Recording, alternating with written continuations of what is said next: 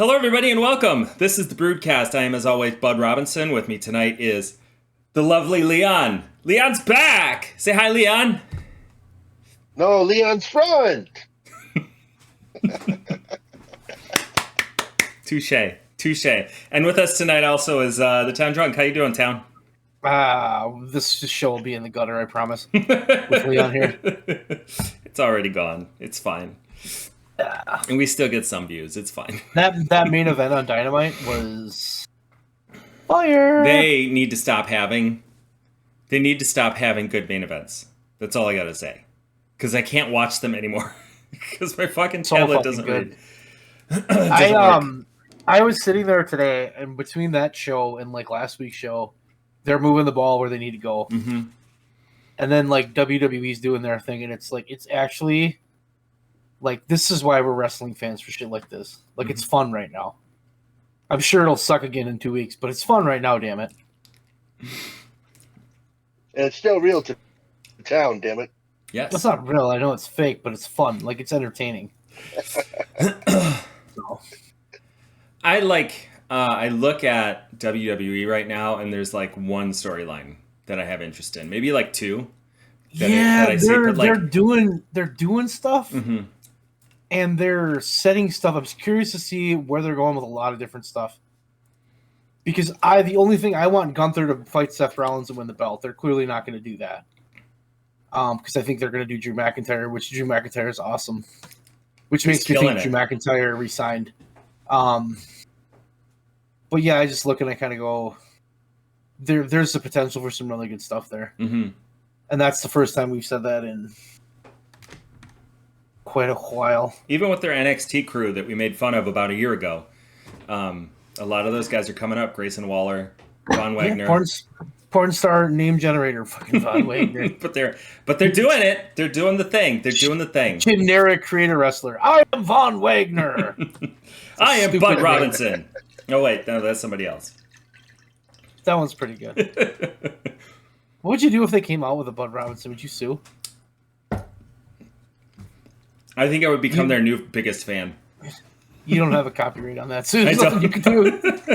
It's the most generic name I ever came up with in my life. The Bucks were amazing tonight. Yes, they were. They're so good right now.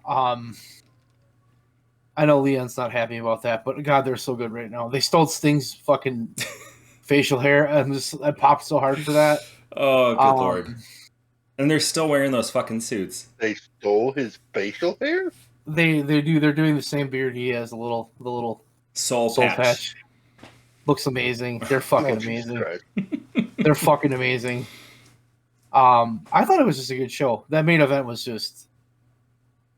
I want an Orange Cassidy blood orange shirt. Oh, God. Yes. But it needs to, like, it should mimic the blood from a stone shirt. Maybe not, but I think it'd be funny if they did. I don't care. I would totally fucking buy that. That would be... I buy stupid shit. I do really love the Orange Cassidy shirt that's like a picture of him, like with the thumbs up, but it's like a drawn picture, like stick figures, and it's just got blood dripping out his face. I don't remember which one it is. Some good ones. They've got some good ones. What are we talking about tonight? Well, that's a great question. Other than Leon's disdain of the Young Bucks. Okada and Mercedes. Potential... I think you and I talked about this last week. Potentially those two being announced, signed, debuted. I think Mercedes is totally in the bag. Mm-hmm. I think that's a foregone conclusion. Okada, I think, has still not made a decision, but I think he's leaning AEW. I saw somewhere that she's been on the payroll for a while too. Yeah, she has. They've had her under wraps for a while. Which is, I think their women's division is about to take off, which would be great. Mm-hmm. Because that's been one of our biggest complaints, and I hope that my thought process with Mercedes is if they're going to pay her that much money because she's going to be like one of the highest paid people they have. Mm-hmm. Because she supposedly wants $5 million a year. Jesus Christ. They're going to have to use her to justify that. And if they're going to have to use her, they're going to have to build up other women, which means they're going to have to feature them more, which makes me go, yes, I'm on board. Especially with how hot Tony Storm is, especially with how hot Deonna Purrazzo is. Like, they're getting some shit. Sky Blue is coming along. Willow's coming along. Like, they're Julia Hart, Chris Statlander. There is stuff going on. They still have Britt Baker. They still have Jamie Hayter supposed to be coming back this year. Like they have a hot roster right now of women, and I'm for it. I'm for it, my friend. I think it's great. That's kind of the one thing that they've been missing. Mm-hmm. And they had Baker. Baker was at Division for a while, and she did great. But they never had that foil for her, and they thought it was Thunder Rosa, but Thunder Rosa kind of wasn't. And Thunder Rosa got hurt, so I'm all for that. And Okada,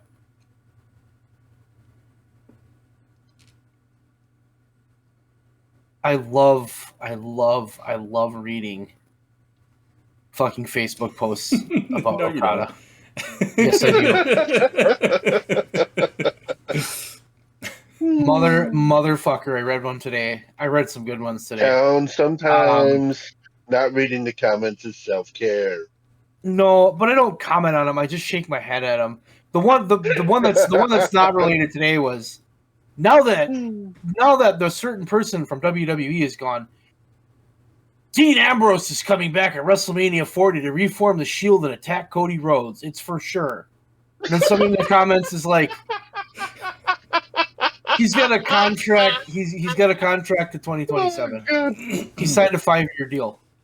And the people in the comments are like, well, that doesn't mean anything. They're like, no, it's a binding legal contract. You can't do that.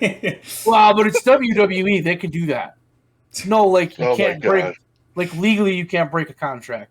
And also, Moxley doesn't want to go back. So it's just like, what the fuck? So they're taking legal advice from Booker T, apparently. They're taking legal advice from... They're fucking stupid. Smart and Mark. I apologize. And I just want to say, when I go into comments that are pro AEW, there are some AEW fans that are very fucking stupid too. Okay? They're stupid in a different not to that level, they're stupid in a different way. The WWE fans just are oblivious that other things exist. Okay, back to Okada. Because Town's the one that reads Facebook comments. That's kind of my thing, and I the Moxley one today got me. But another comment was, you know, if Okada wants to be a star, I might not get this out because it's really fucking bothering me.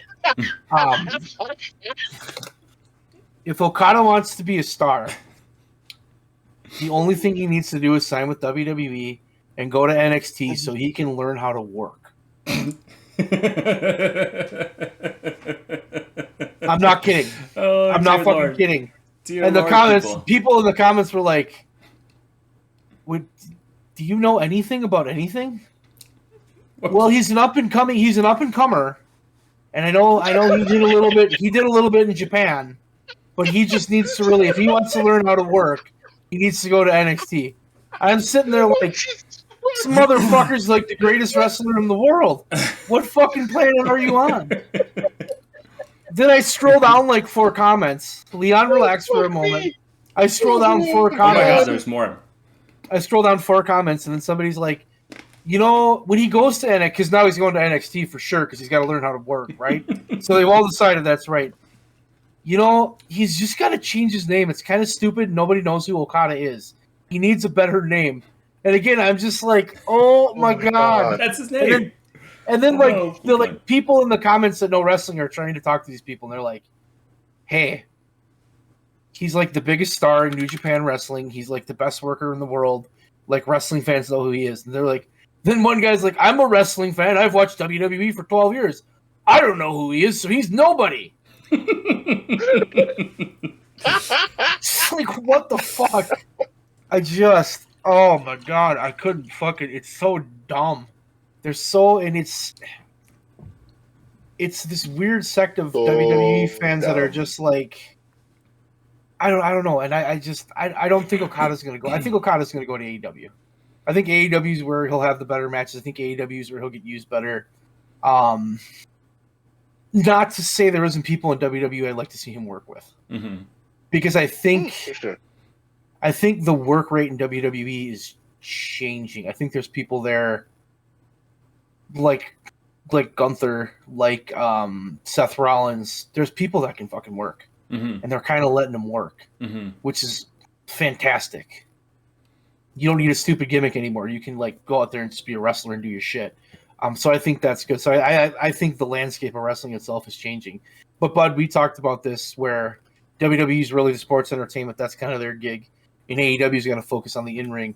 I think Okada goes to AEW. I think he does a great job. I think that's the case. But if he wants to learn how to work and become a star, he will go to WWE and go to NXT and change his name. I mean, I think like, yeah, okay, there's a certain subset of former indie guys who work for WWE, and they can put on a certain kind of match, even with that work rate opening up. Like they're opening up to more intense matches, but it is a sports entertainment company, and they're restricted to that to some extent. Yes.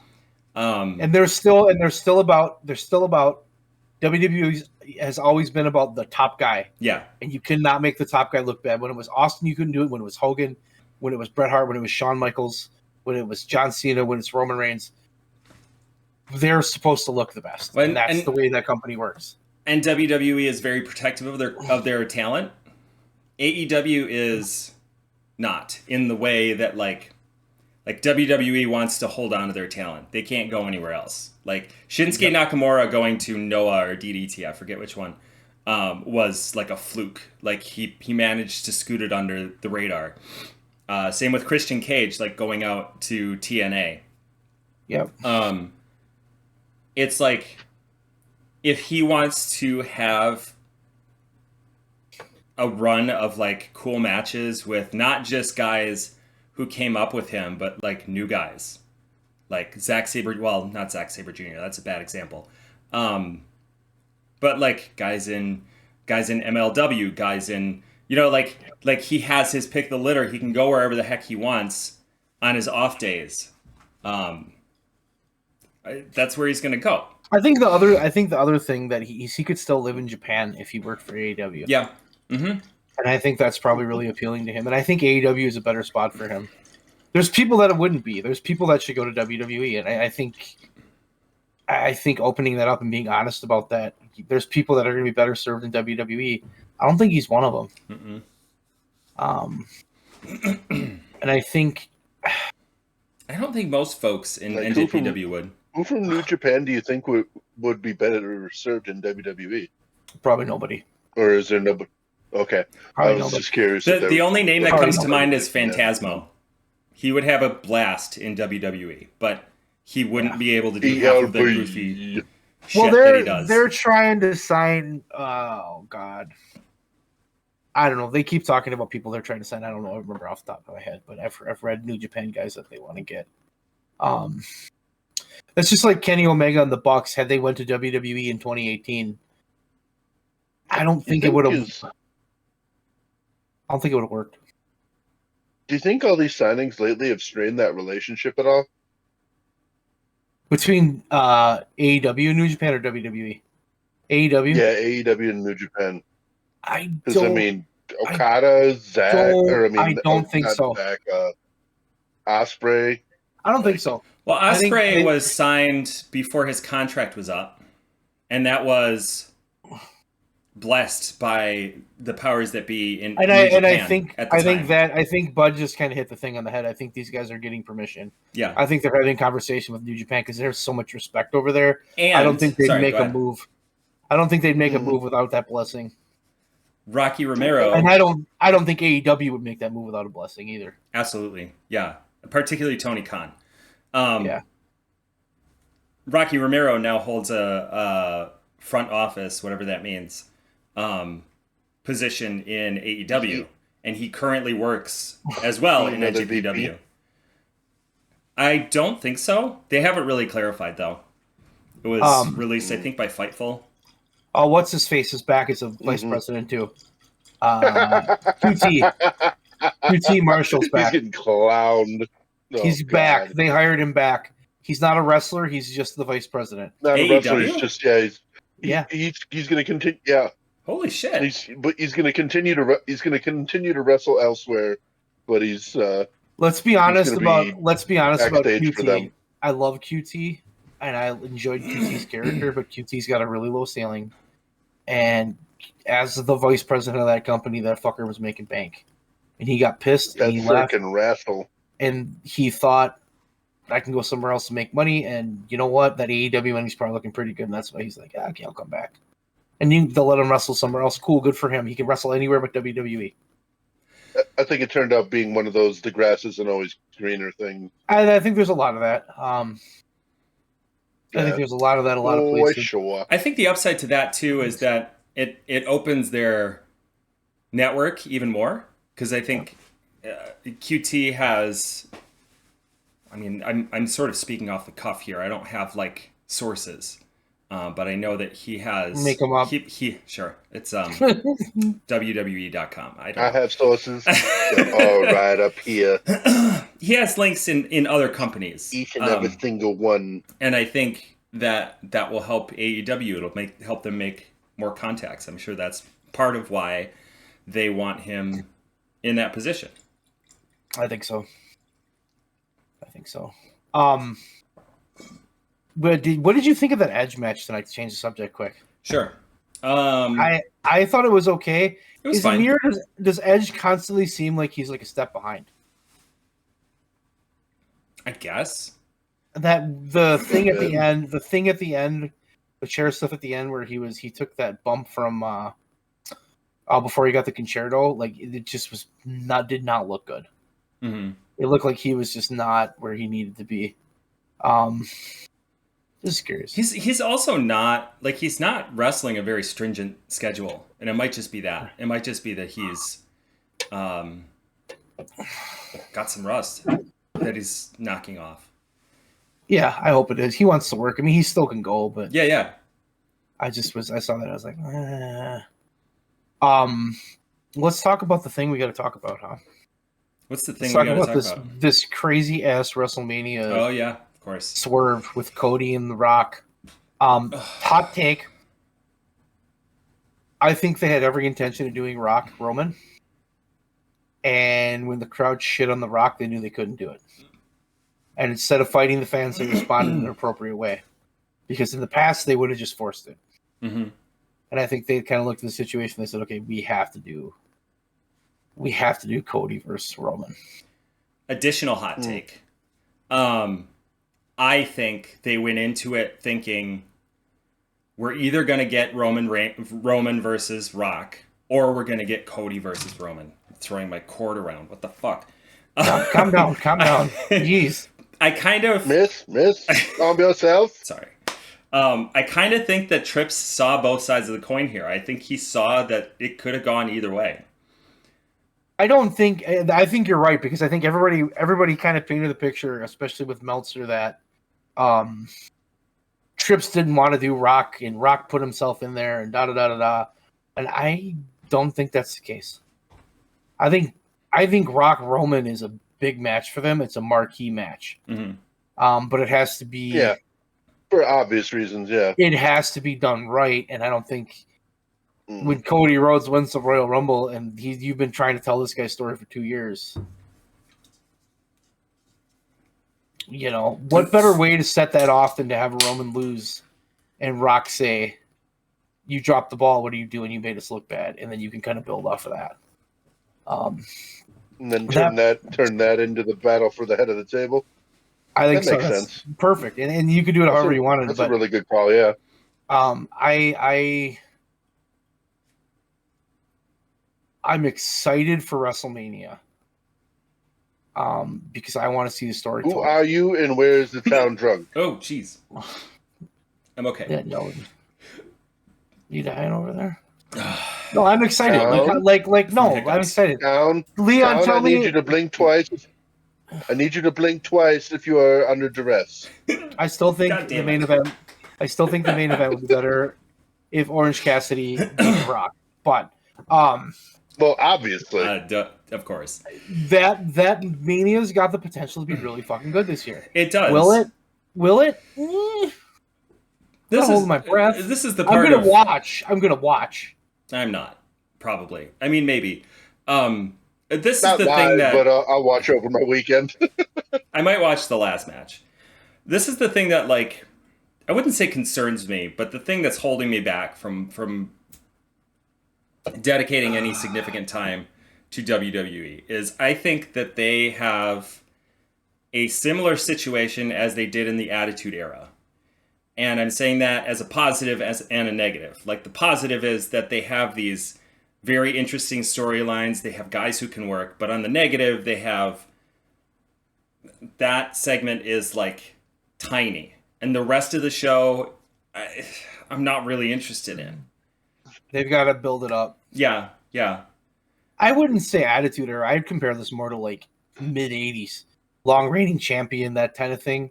I think it's Triple H. I listened to his interview. I don't remember when the hell it was. After Rumble, I think, because I was curious, or I stumbled upon it on accident. That probably is more accurately what it was. I'm a Triple H mark. I like Triple H. I always have. You guys know that. We argued about it back in the day. His take on it was, we're in the middle of an era and we're in the middle of something, and it looks really good right now. And somebody's like, is it going to be better than this, better than that? And he's like, I can't tell you till it's over. You know, he says this could be the greatest era ever, or it could be the worst. You never know. I think that's a good way to look at it. Like, we're living in this moment. We don't know what this is going to reflect upon. You could start to tell by moments, because at WrestleMania 14, when Steve Austin beat Shawn Michaels and won the belt, you knew it was moving in the right direction. Then the following night, the stuff that happened there, the build of Austin, like, you knew it was good. When Hulk Hogan beat the Iron Sheik, the response was good and the build was good. And you knew by WrestleMania 3 when he body slammed Andre, yeah, that's pretty good. So we just got to wait and see. I think we're coming out of... It's a pretty self-aware take from him. He is. I think he's the right guy for that job in this era. Because it's such a different time. And you can't have those guys that were hanging out in the 80s and 90s that don't get it anymore. I mean, the executive office up until this point, the creative office up until this point, was just like they were feeding that particular mindset into guys who came off of the indies in the last 10 to 20 years. Like, they did things a certain way. I think one of the biggest things that AEW did for a lot of people that watched it is it showed you that not everything has to be a certain way. Yeah. They had such a variety and such a smorgasbord. Like a guy like Orange Cassidy, totally different character. Like the way the Young Bucks work, totally different thing. Kenny Omega, totally different thing. Like, you have all these guys that are kind of coming together. Then you have a guy like Powerhouse Hobbs. Then you have a guy like, you have all these guys that are coming together that are kind of different, that have their own style, but they're mixing together. And in WWE, like in the Attitude Era, you had a lot of variety. But after the Attitude Era, they got that one guy they were trying to do, and it was Randy Orton. They wanted to do a bunch of Randy Ortons because that's all they saw. But when you have a group full of guys with tattoos and black trunks that kind of work the same way, it's not very exciting. And that's what happened. That's why the bottom fell out in 2007, 2009. And I think that's why Trips and Sean, and I don't know what kind of creative pull Road Dogg has, but I know that he's in there somewhere. Hey. William Regal, like, these guys have... Road Dogg's a better wrestler than MJF. He said so himself. He's a bigger star. Obviously. I'm not even going to dignify that. I think, like, those guys are wrestlers. They came up, and I think instead of saying this is the way you should do it, they're looking at the way that they're doing it and just getting out of their way and trying to help them along. Like feed them bits of information, like, do it this way.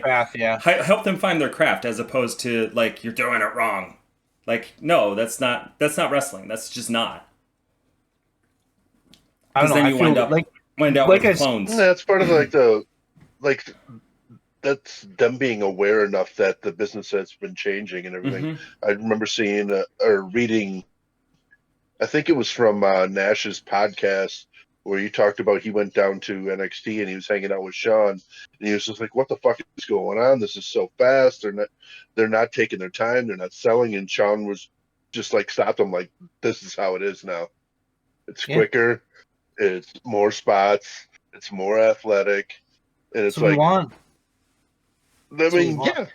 I mean, selling still exists, but it's more streamlined and it's way more athletic and it's way more spot based. It looks way different than it it did in Kevin Shawn, Nash's time. Shawn and Triple H and everything, they understand that and they're adapting to the times, which, I mean, any kind of business, that's what you need to do. Yeah, absolutely. Yeah. You need to evolve with the times. That's been hard for them. I mean, that really has, because they had such a stranglehold. It is. I mean, such a stranglehold on the business for so long, where they were the only thing in town, and they basically dictated the business. And this is the way it's done, or you can go do it somewhere else. I don't think I think AEW's creation did way more than than it gets credit for, because I think it really did make them, like, WWE look terrible. They're, my 70-year-old father watches, he's been watching wrestling because of me and because he watched it too. He started watching in like the 1950s when he was a little kid. But I remember the first time he watched AEW and he went, "Holy shit. What are these guys doing? How's that other company, how's WWE going to compete with these guys? Like, how the hell are they going to? They can't do this." And it's the reality of the situation is that's what people want. That's what the true wrestling fan wants. And I think when you feed that into the mainstream, I think that's what sucked a little more of the mainstream back in, is like Logan Paul, who's a knob. Like, I'm not gonna disagree, but watch him work. How does he work? Oh God, yeah. He can work. Like, he can go, and it's boom, boom, boom, boom, boom, boom, boom. And those matches are. It doesn't have to be two guys covered in baby oil with bulging muscles that can barely move, slapping each other in the tits. It can be something totally different. I mean, in a lot of ways, Miz and Logan Paul have a similar entrance into the business, depending on the time, But I think if you look at their styles, the Miz is very sports entertainment. Logan Paul is very, like, athletic based, which is what wrestling is like now. But you don't want to be not athletic based, because the thing that's making people go ooh ah is the athletic stuff, And there really is a group of fans that primarily live in WWE that are like, well, I don't want to watch two small guys go. Those guys aren't even big, and that mentality is still there to a degree, because I see it in the Facebook posts. Shocking. That, like, my favorite ever was when Conor McGregor talked shit to Roman Reigns, and then people are like, Roman Reigns would fucking kill Conor McGregor. I'm sitting there like, no. Whoa, dude, he would fucking murder him. He would hit him in the face 9 times before. Roman's a tough guy. Roman's a phenomenal fucking athlete. Dude played professional football. Like, I'm not taking anything away from him because he's a fucking freak. He is, Leon. You can hate him. Athletically, the guy's a freak. Okay?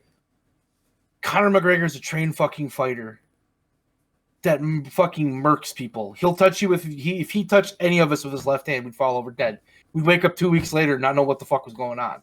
Like, that's who he is. He's a trained fighter. He's gonna kill you. Like, you can't live in this world, and that's the struggle. It's such an interesting struggle of being fed big guys are better, and then it's not really the case. Like, size is important, but Conor McGregor could legitimately beat the shit out of most of the WWE roster. There's probably a couple guys he couldn't, but like, and that's so hard for him because he's so small. He's so small. Look at how small he is. Well, yeah, but he's a fucking killer. And that's one of the things I think that hurt them when the UFC got real popular, was like, you see these guys that are little that are scary as fuck. Like Khabib Nurmagomedov, like, he fucking ain't nobody in WWE beating that motherfucker up. Not a single person. He would pick you up, throw you on the ground, and just Khabib smash you to death. And like, but he's so small. He's only 155 pounds. Yeah, but it doesn't matter. It really doesn't. That fucking guy is just, two of you could try to take him on at once. he'd kill Otis. Like Otis is a big dude. And I love Otis. Khabib would murder Otis in like 9 seconds. There'd be no shot. And I think that size thing they played up so much, and it's I mean, it's a different I hate sport, hearing it. But it's also like the flip side of that is like now you see all of these smaller guys who are more, I don't want to say qualified because that's not quite the right term, but like Bryan Danielson trains in MMA, kickboxing in particular, from my understanding. A lot of guys in wrestling train some form of MMA, whether it's Brazilian Jiu-Jitsu or whatever the fuck Moxley does. Yeah. Like they train in gyms, and so like you can see that sort of like crossover. And so then these smaller guys are legit, like not legit, but like we can see that savageness that comes out in like MMA. And it helps, like you said, like just seeing like somebody like Spike Dudley just fly around the ring, and like it's harder to be like, oh yeah, he could beat somebody. But like Bryan Danielson, but I think it also is the way they're booked, and the way they're portrayed. And I think that's the biggest part, and that's a big change too. Because they're putting these guys in spots where, Bryan Danielson's going to kick your fucking head in, and then he will. And I think that they were always the guys having the best matches on the card, but we'd rather have a big muscly guy, and that's another thing that hurts the credibility of that is if you have like TikTok or YouTube and you start scrolling through shit and you get into like a thread of people getting their ass kicked videos, it's always some really big muscular dude. Yes, it is. Fucking murked by a dude that's like 130 pounds. It is. It is. I mean, because with that size, there's limitations. You know what I mean? It's just bodybuilders look tough, but they're usually not. You know, like it's muscle. It's not this dude who's training in the gym to fight, or this guy who's boxing. It's totally different. It's a societal thing. I mean, it really is. It's very interesting to look at. And society's changed, and opinions of stuff have changed. I also think wrestling is an interesting. Wow, tonight went in a very strange direction, but let's roll with it.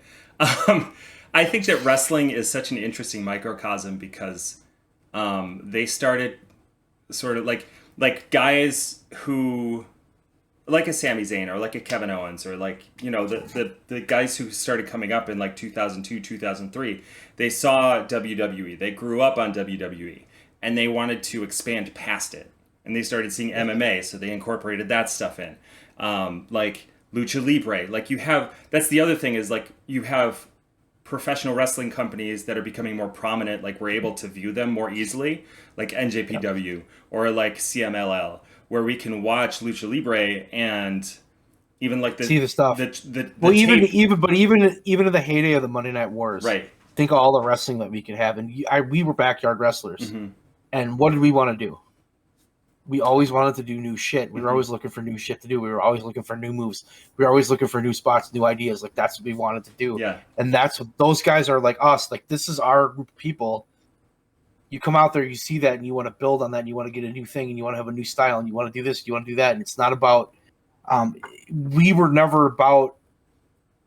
We had showmanship, but it wasn't about the sports entertainment side as much as it was about the in-ring. Like the in-ring is what mattered. We wanted to do cool shit in the ring. And a lot of the times our cool shit was at the expense of making any fucking sense. Because we just went to cool moves and know what the fuck we were doing. Because we weren't fucking trained, we were just idiots in the backyard. Yeah. But I mean by the end of it we kind of knew what we were doing. But I think that piece, when you come up on that and you want to do those moves, I'm learning these cool moves. Then if somebody can come along and help me shape and figure out how to put them in a match. And I think that's what they're doing in NXT now. That's what Shawn Michaels is doing. That's what Triple H is doing in WWE. That's what's going on in AEW. Like they're putting it together in a better match. And I think that's growth. I think WWE has been so homogenous and like sort of ignored all that stuff. And I think as a result, WWE fans, the people who you are talking about, Town, in the comment threads, have been raised on the WWE way of viewing wrestling, Whereas we have branched out. Like we watch AEW, we've watched NJPW and CMLL and AAA and all that stuff. And like, so we see, plus MMA, like we see MMA stuff. We see all of this extra stuff and we're like, oh shit, there's a swath here. Let's see this other shit. Like, this is really cool. I want to see this. And so like when you start seeing that, for example, in AEW, that's really exciting for people like us. For people in WWE, like people who have been WWE marks for their entire lives, they don't want to see that because that's not what they're about. It's not the product they were sold. Exactly. Also, those people in the comments, please don't go away because you make my podcast better. Yeah, this was an interesting. It's an interesting topic, though. Sort of weird. I mean, it really is, because if you just think about the changes and everything and the way, I mean, coming up in that Attitude Era really was a hell of a time to be a wrestling fan, a hell of a time to be, between the ages of like 14 and 20. Mm-hmm. Maybe even like 12 and 20, like when you're coming up and you're seeing that and you're getting wrestling and you're starting to understand, you're really biting into that fandom like we were. I loved wrestling as a kid, but when I was a kid, it was just kind of cartoonish and fun. And then when the Attitude Era started, it felt different. That's why we started Backyard Wrestling. You know what I mean? Yeah. And that it sucked us in, and we got the bug. And shit, bud, you and I were there from the start. We got Leon in, and Leon, when he first came in, just threw weird punches and threw people into walls. You know what I mean? And then he started watching shit, and he got way more into it. And by the end of it, he's doing crazy. So like, the growth of it and the way you get sucked in, you start doing it. And it's just like, you love this. That's why we're here right now. That's why we're having this conversation, because we love this business and the way it's growing and the potential. Like, I think that's the excitement I have for the first time in a long time, is just, I feel like WWE is about to do something good. Mm-hmm. And I have not felt that way in a really, really long time. Mm-hmm. And then another point, you talked about homogenized. My wife, when we first started dating, which was 2019, the first night of Dynamite, she came over and we hung out and we watched Dynamite together. And we for a while, we watched it every week. And her professional wrestling, never watched it before, didn't have the slightest fucking idea what was going on. And she starts watching it, and her takes are always really interesting, because she kind of got who was good and who wasn't. Like, she's like, well, that John Moxley's really cool. Or like, well, that Chris Jericho can really talk. Stuff like that. And then we watched, I watched the WWE pay-per-view with her. And she was just like, this sucks. Because it's so whitewashed. Nothing's happening. Like, it doesn't feel, it feels planned out. It feels generic. It feels everything's the same. And she was right. And I'm like sitting there, I'm like, same spots and matches, same moves, same shit, boom, boom, boom, boom, go do it. And I think they've done a pretty good job in the past. Watching the Royal Rumble, they've done a better job moving away from that. Mm-hmm. Because I watched WrestleMania in 2020 with her, where they had Braun Strowman and Goldberg, and it was just like finisher central, and she's like, this is for a championship? This match sucks. Like, yeah. What are you gonna do? And then Brock and Drew McIntyre did the same thing. They had the same match. I mean, these matches went like 9 minutes. 6 minutes. Just spamming their fucking finishers. Yeah. And it was just, they lost their way, and I feel like they're kind of getting it back, because those matches should matter. That's like AEW would never do that. It's just, they help. They deserve the credit. They're not the top company in the world, and I'm not going to say they are.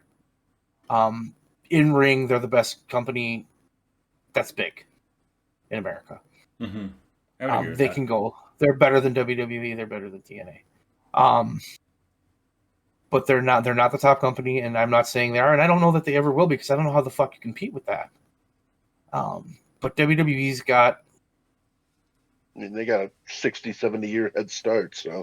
But also when WCW in the early 90s was kind of in the same boat of, when we did our little Sting, when we talked about those Sting matches, bud, mm-hmm. we did a 5-pack about Sting matches. And I just remember being a kid and watching WCW. a Saturday night, like 90, 91, 92. I was really into it, 93, before Hogan got there. And I was like, the matches are so much better. Like, beautiful Bobby Eaton was amazing. Arn Anderson, Larry Zbyszko, Ricky Steamboat, like these guys, Rick Rude, these guys went out there and they put on freaking matches. And then you'd watch Raw and it would be Doink the Clown beating a jobber in 2 minutes, or Giant Gonzalez having a 3-on-1 match and doing a weird chokehold and everybody running away and getting a count out. It was such like a different world. It was like the wrestling piece was better, and I don't think at the time I understood why I liked it. But now I look back, it was because of good matches. The matches were fucking good. And WWE didn't really do that for a while. When Bret Hart and Shawn Michaels were on top, they improved. But I think that it kind of went backwards just a little bit. As they seem to do. Yeah. But I think AEW really brought out this shit in the WWE. You know, at first WWE wanted to ignore them, act like they weren't there. Then they couldn't because it was like, everybody's going there. What the fuck is going on? Why are people leaving this company, going to this company? And WCW, that's how they got over the hump. They ruined themselves in the end, but it's a very interesting. Because they wanted to be WWE 2.0, and I think AEW was half guilty of that for a little bit. Yeah, and I think they kind of went, okay, well, time out, we can't do this. Well, I don't know that they want to be WWE, but I think they want, for a little bit, Tony wanted to compete. Yeah. And they can't do that. Like, they got to stay in their lane, because that's how they get success. But that's, if they're ever going to compete, that's how they're going to compete is staying in their lane. So. Yeah. Have we gotten it all out? Is it all out? Everything that we needed to get out? That was actually a hell of a conversation. That was a great conversation. It's very That's academic. The most productive conversation we've ever had. We might have to cut it all because it's too academic. No! I'm kidding.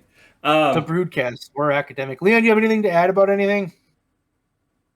I've been adding as it's come to me. Good. I think we touched on the topics. We wanted to talk about Okada and Mercedes. We talked about that. We talked about crazy Facebook, which I like to do every week. We covered the WrestleMania situation. That's kind of where we're at right now. I think that's where wrestling is. I don't have anything else to add. I don't have any other topics unless there's anything last minute we have, but I think we're good. Good. This has been the BREWDCAST or whatever. We're going to go now. Bye. Never know the truth of that story, but I'll wait here at 37 Carbonero Drive. Come find me if there's somebody that you don't want to lie. Best fucking outro ever. I love it. I fucking love it.